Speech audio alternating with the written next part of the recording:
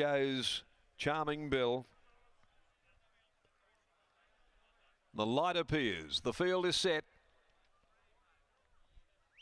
Ready. Sneaky Chance, the favourite. They're racing. He's Gold won the start, but Sneaky Chance got away very quickly, and they settled down in front of Colossal and Beads. Charming Bill out deep on the track, and she got fired up there. She wants to race pretty keenly. They're not going overly fast at the head of the field. Back near the inside is Cobb & Co. Back there in company with Dadira.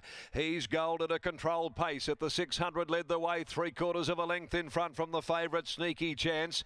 Over on the outside is Charming Bell going up there. She's pulled away forward. They have really just dawdled for 1,000. On the rails, Beads, and then came Colossal, which is back in a bit of traffic as Dadira goes up to join it as well. He's Gold. Sneaky Chance lets down, claims it now. Then on the outside is Charming Bell, and back behind them Colossal can't get really clear. On the outside, Charming Bell had hit the front with 100 to go. Beads got the run through. Colossal coming. It's Beads on the inside. Cobb & Co late, but Beads has won from Colossal. Looked a bit unlucky as well. Down the outside, Cobb & Co. And they beat off Sneaky Chance and Charming Bell. Then He's Gold, and dropping out last is Dadira.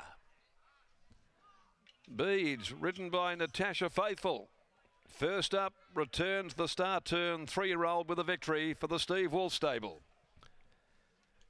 Number 1, Beads, ridden by Natasha Faithful, has scored from Colossal. Colossal just getting caught up in a bit of traffic really, and took time to work into the clear. Was coming fast as Beads simultaneously got the split on the fence. Cobb & Co down the outside runs on, and Sneaky Chance has been beaten out of the placings along with Charming Bell. Beads by start turn from Soprafina, trained by Steve Wolf, handled by Natasha Faithful, has beaten Colossal, the Schnitzel Cult, out of Hallowell Bell, Grant Williams and Chris Parnham, and 3 Cobb & Co by Playing God from Rivertour, Brian Lucas and Jason Whiting. Sneaky Chance, the well-tried favourite, the filly, at 3:10, and she'll weigh in 4th placing. Beads' 3rd win from 12 starts, returns off a very, very good trial recently. Colossal certainly looking a bit on the stiff side, not to have won the race, and Cobb & Co 3rd in 59.90. 33.96, a long head ahead of the margins after the running of the 5th event of the day. Owned by Steve Wolf, the Gru crew, Kevin, and also Trish Patton, GJ Green, and R. George, the Pink Diamond Racing Group, Pink Panther Racing, H. Durston, Mrs. J.A. Durston. The next event, race 6, the Amelia Park Handicap over 1600, 8 Scorpion Storms comes out. Chris Graham rides 14, Rock On Tommy in the next event of the day. As we join Britt Taylor, joining us in the yard after the first up victory of Beads, got the rails run right when it needed. At the same time, it was there that Chris Parnham was looking for a run with the runner-up Colossal. Got through right in the nick of time. Steve Wolf joins me. Steve, what were you thinking in those concluding stages when Tash was just looking for a way clear up the inside? Well, that's all he needed was a run, I think, and I was quite confident if he got a run, he'd win, because he's got a very sharp turn of foot, this horse. Just very good for Tash, you know. She's such a good little worker and very loyal to me, and I'm pretty loyal to her. And, you know, she needed one in town.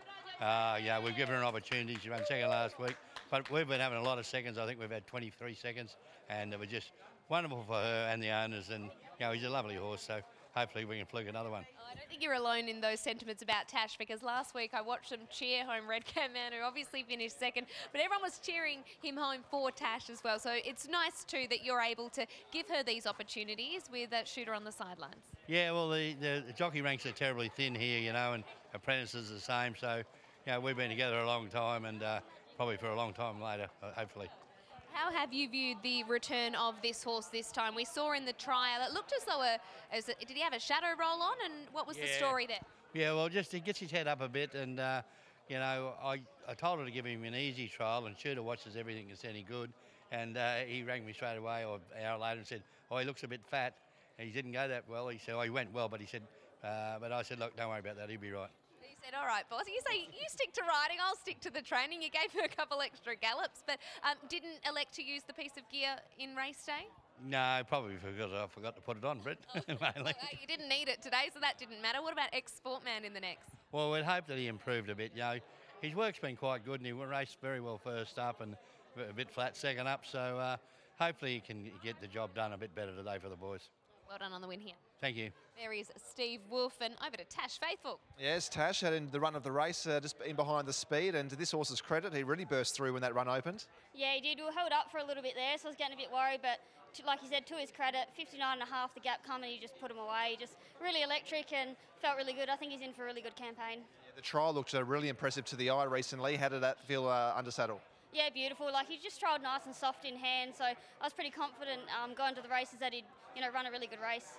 His 2 wins have been over 1,000. Do you think that's his best trip, or he could stretch out moving forward? Oh, he's pretty honest. I think he will still be competitive over a bit further, but I think 1,000 is probably his pet distance. Yeah. Looking forward to riding Hardly Ever for one of the old bosses in Simon Miller in the feature? Yeah, definitely. I'm very excited. Just wrapped to get the opportunity from him. Very lucky. So, yeah, looking forward to that. Well done here. Thank you. There is Tash Faithful, one of the hardest workers in the business. Good to see her getting rewarded with Metro wins. Beads defeats Colossal in race number 5.